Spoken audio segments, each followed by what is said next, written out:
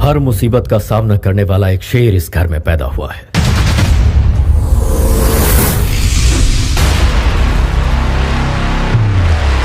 अभी तक लीडर पैदा हुए हैं, रूलर पैदा हुए हैं, लेकिन फर्स्ट टाइम इतिहास को रचने वाला पैदा हुआ है। अपनी तकलीफ लेकर जो आता है उसे मैं सीने से लगाता हूँ, अपने स्वार्थ लेकर आता है उसे मैं अपनी जूते की नोक पर रखता हूँ।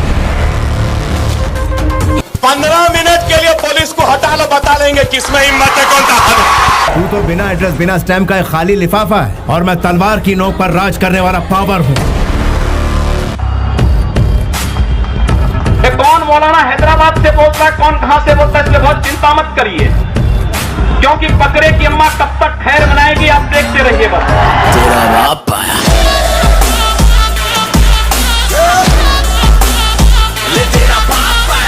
योगी बस नाम ही काफ़ी है। आप इस वीडियो को पूरा देखिए, हमें कुछ बताने की ज़रूरत ही नहीं पड़ेगा।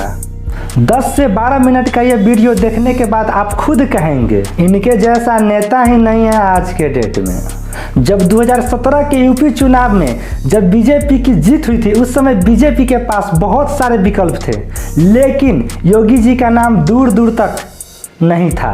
लेकिन आज के डेट में बीजेपी के पास दूसरा कोई विकल्प नहीं है योगी जी के अलावा। जब योगी जी सीएम बने थे तब पक्ष से लेकर विपक्ष तक ये कहते थे कि इनको किसी तरह के प्रशासनिक ज्ञान नहीं है, ये कभी सत्ता में नहीं रहे, ये क्या स्टेट संभालेंगे। लेकिन योगी जी ने जो इन्हें संभाल कर दिए हैं ना, और जो पिछवाड़े पे दिए हैं माफियाओं को, वो पूरे हिंदुस्तान के एग्जाम्पल है। आप इस वीडियो को पूरा देखिए, आप खुद समझ जाइएगा कि योगी जी क्या हैं।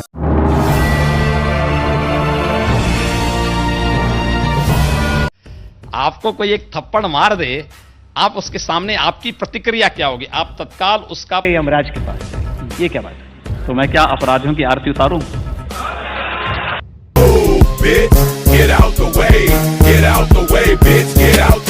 तो ये जो धमकी देते थे कि 370 समाप्त करोगे, खून की नदियां बहेंगी, हम कहते थे यार कुछ नहीं होने वाला। ये लोग कहते थे राम मंदिर के मुद्दे पर अगर फैसला हुआ खून की नदियां बहेंगी, मैं कहता था देखो भाई कुछ एक मच्छर भी नहीं मरने वाला है, कुछ नहीं होगा। न्यायालय मेरिट के आधार पर फैसला करे, फैसले को लागू हम करेंगे, और किसी के माई के लाल पे हिम्मत है उत्तर प्रदेश में उपद्रव करके दिखा दे। करना चाहती ग्राइंड, मैं भी बैठा मस्ती में, खड़ी है बिहाइंड तो फिर आग लगी बस्ती में। बेबी आर यू फाइन, चुप करूं वाइन, कि तो इतनी मौत है मैं क्रॉस करूं लाइन। वो करना चाहती ग्राइंड, मैं भी बैठा मस्ती में, खड़ी है बिहाइंड तो फिर। क्या आप कैमरे पे वंदे मातरम बोल सकते हैं? वो हम नहीं कह सकते, हमारे बड़े लोग ने मना किया है। टीवी में सुनाता है ये बोल नहीं सकते। और वंदे मातरम कह देगा तो वो चलेगा नहीं मुसलमान को, वो सर कटा सकता है लेकिन वो बात नहीं करेगा। कुछ आतंकी कुछ षड्यंत्र कर रहे थे, लेकिन आपने उनको यहीं पे पकड़ लिया। वैसे वे उत्तर प्रदेश में घुसते तो मैं उनको उत्तर प्रदेश की सीमा पे निपटा देता। अगर कोई आपको मारेगा, लेकिन अगर सामने दानव है तो अगर मारना एक हाथ से मारता है, दूसरा हाथ से उसका जवाब भी दीजिए। मैं एक सन्यासी हूँ, अगर हमें शास्त्र के अन्याय किसी के साथ न हो, लेकिन हम अन्याय सहेंगे भी नहीं। मैं हमेशा गुमनामी के अंधेरे में खोया रहता हूँ, लेकिन इंसाफ के लिए अपनी जान की परवाह ना करते हुए सबसे आगे खड़ा रहता हूँ। अगर दंगे होंगे, हिंदू मरेगा तो क्या मुसलमान सुरक्षित रह जाएगा? अगर एक तबका मरेगा तो दूसरा भी तो उसकी चपेट में आएगा। मुझे लगता है कि भारत का या उत्तर प्रदेश का कोई नागरिक ऐसा नहीं होगा कि जिसको जय श्री राम बोलने में कोई संकोच होता हो। सभी नागरिकों को आप जय श्री राम बोलने को कह रहे हैं? तो बोल सकता है, नाम हमारे पूर्वज थे, और ये तो मैं नहीं बोल रहा हूँ। दुनिया का सबसे बड़ी आबादी का मुस्लिम राष्ट्र है इंडोनेशिया, और इंडोनेशिया अपना पूर्वज राम को मानता है, और हम भारत के लोग। अखबारों में आई कि एक शहीद के घर आप गए थे। हाँ। आप पहुंचे, उसके पहले उसके घर में एसी लगा दिया, सोफे लगा दिए, टेबल लगा दी, कालीन लगा दिया, आप गए तो फिर वो सब हटा। देखिए, प्रशासन की ये गलती थी, प्रशासन को ये नहीं करना चाहिए था। मैं एक शहीद के प्रति सम्मान व्यक्त करने के लिए जा रहा हूं, और उस शहीद के प्रति सम्मान व्यक्त करने का मतलब उसके परिवार के लोगों के साथ उनके दुख के साथ अपनी संवेदना जताने के लिए। किसी भी शहीद का सम्मान देश के लिए सर्वोच्च सम्मान होता है और मुझे लगता है कि वह प्रशासन की गलती थी, उनकी जवाबदेही तय की गई वहाँ पे। भाई एक मेरे लिए एसी लगाने की आवश्यकता क्या थी? दूसरा, जब मैं वहाँ था तो मुझे तो पसीना वैसे आ रहे थे जैसे लोगों को और पसीने थे क्योंकि वहाँ पर तो भयंकर गर्मी थी। नमस्कार सर, मेरा सवाल है आपसे। आपने होली मनाई, आपने दिवाली भी मनाई, पर आपसे जब पूछा गया कि क्या आप ईद भी मनाएंगे तो आपने मना कर दिया। क्या हम ये मान लें कि आप हिंदुओं के नेता हैं? देखिए, मैं मुख्यमंत्री तो पूरे प्रदेश का हूँ, 22 करोड़ जनता का मुख्यमंत्री हूँ, लेकिन मेरी व्यक्तिगत आस्था भी है। और व्यक्तिगत आस्था ये, मैं वो पाखंड नहीं कर सकता कि घर के अंदर हनुमान चालीसा का वाचन करूं और बाहर जाकर टोपी लगा करके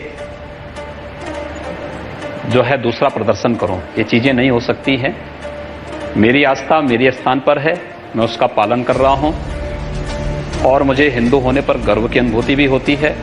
ये जो पुलिस मुठभेड़ होती है उसकी कभी आपने पूरी कहानी पढ़ी है कि एक आया, गोली चली, एक के पांव में गोली लग गई, दूसरे को अस्पताल में भर्ती कराया गया, सबकी कहानी मिलती जुलती लगती है कि नहीं आपको? देखिए मुझे एक बात बताइए आप, क्या आपको ये लगता है कि जितने ये इनकाउंटर हुए सब फेक हैं? मैंने सबके बारे में नहीं, आपने कहा जो कहानी बनाने के बाद मैंने कहा 2-4 को छोड़ दे। तो मैं क्या कह रहा हूँ, 2-4 को बात नहीं कर रहा हूँ, हम लोग लगभग 1250 से अधिक इनकाउंटर हुए हैं। आप एक को भी प्रमाणित कर लें जो फेक हो। तेरा बाप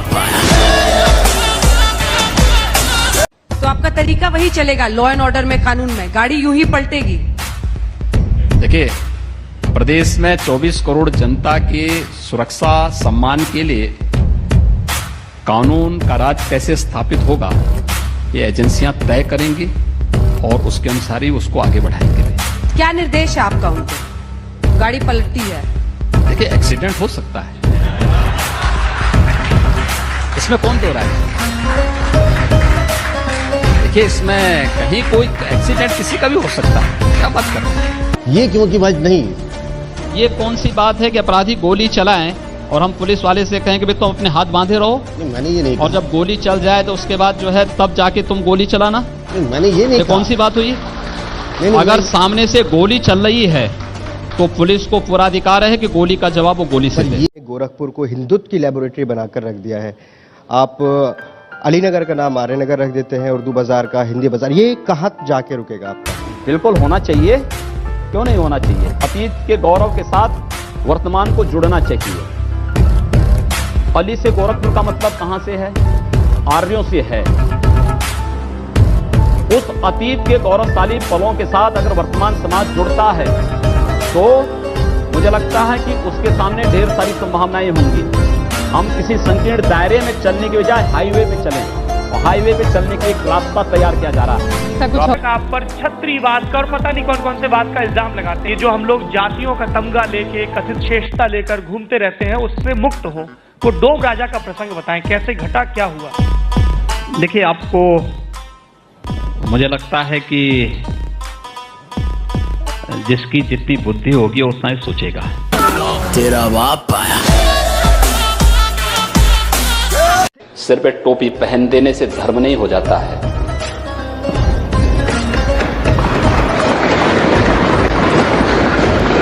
हमने धर्म को कर्तव्य के साथ जोड़ करके देखा है, दायित्व के साथ जोड़ करके देखा है। आखिर जिस कार्य के लिए 1990 में राम भक्त अयोध्या में जा रहे थे, जिन राम भक्तों को गोली मारी गई थी, जो लोग कहते थे कि परिंदा भी पर नहीं मार सकता, आखिर उन राम भक्तों की बात को देश के सर्वोच्च न्यायालय ने मोहर लगाई ना। आज आतंकवादियों को बिरयानी नहीं खिलाई जा रही है। ये बिरयानी खिलाने का शौक या तो कश्मीर के अंदर कांग्रेस को था या फिर बिरयानी खिलाने का शौक शाहीन बाग जैसी घटना में केजरीवाल को है। हम कहना चाहते हैं जिन्हें पाकिस्तान प्यारा है वे पाकिस्तान में जाएं।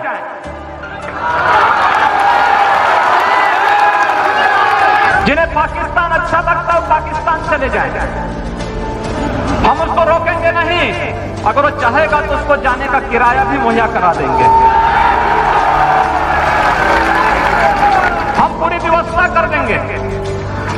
लेकिन ये नहीं हो सकता है कि भारत के अंदर रह करके पर्व और त्योहार के नाम पर इस देश की संविधान की व्यवस्था को, देश के संवैधानिक व्यवस्था को कोई चुनौती देने का कार्य करेगा, तो चेतावनी हमें स्वीकार्य नहीं है। कि मानो हिंदुत्व एजेंडा पूरे देश पे थोपा जा रहा है, जबकि देश है सेक्युलर देश। कहा जाता है कि नहीं, हम भारत को हिंदुत्व देश की नजर से देखना चाहते हैं, ये ठीक नहीं है। हिंदू का मतलब आपका है क्या? भारत सेक्युलर देश इसलिए है क्योंकि भारत हिंदू बहुसंख्यक है। आखिर भारत से अलग हुए पाकिस्तान और बांग्लादेश में सेकुलरिज्म कहां मर गई है? वे भारत के पार्ट थे। अगर कोई भारत के अंदर सेकुलरिज्म देखना चाहता है तो उसको पाकिस्तान और बांग्लादेश के अंदर इसकी वकालत करनी चाहिए। एक प्रधानमंत्री को जहर दे दिया जाता है, पार्लियामेंट में अटैक हो जाता है, बॉम्बे में ब्लास्ट। कुछ मत बोलो, सेकुलरिज्म। मुझमें ईश्वर की दी हुई शक्ति और लोगों का विश्वास है जो मेरे लिए जान तक देने को तैयार है। हिस्ट्री रिपीट होती रहेगी। राम जन्मभूमि का आपको ध्यान आ रहा है, उनको ध्यान नहीं आया कि मैं राम मंदिर मुझे भी याद आ रहा है जी। आपको ये भी याद रखना चाहिए कि इस देश में चंद्रगुप्त को भी किसी सेल्यूकस ने अपनी कन्या दी थी और राणा कुंभा को भी किसी मुस्लिम फकीर ने अपनी कन्या दी थी। बिल्कुल दी होगी। तो याद रखना, हिंदू इन सब चीजों को नहीं करता है। अजी मैं ये कह रहा हूँ, करते नहीं, मैं कह रहा हूँ महारानी ने क्यों नहीं राम जन्मभूमि के लिए राजा से, मुसलमानों ने यहाँ 700 साल हुकूमत की है। अगर धर्म परिवर्तन का ये जो आप कह रहे हैं तो ये सारे यहाँ मुसलमानों के, कोई हिंदू नहीं होता। मुसलमानों ने हमेशा ही प्यार और मोहब्बत से काम लिया है और हम भी उसी में से हैं, हम भी हिंदुओं में से हैं। हम कोई वो नहीं है। ये जजिया कर किसने लगाया था? आप जी एक बात बताऊं मैं आपको, आप मुझे बात बताइए, आपके 3 पीढ़ी 4 पीढ़ी पूर्व आप लोगों को पूर्वज में हिंदू रहे होंगे, आपको अपना डीएनए जांच कराना चाहिए, किसी हिंदू का डीएनए निकलेगा। योगी जी को जेल जाना चाहिए, मोदी जी को जेल जाना चाहिए, हमारे बीच से एक दर्शक ने कहा था। तो मैं कहना चाहता हूं, जो सांप्रदायिकता को सबसे ज्यादा बढ़ावा देते हैं उनका नाम है ओवैसी। तो ओवैसी को भी तो जेल में डालना चाहिए, ओवैसी को भी तो जेल में डालना चाहिए।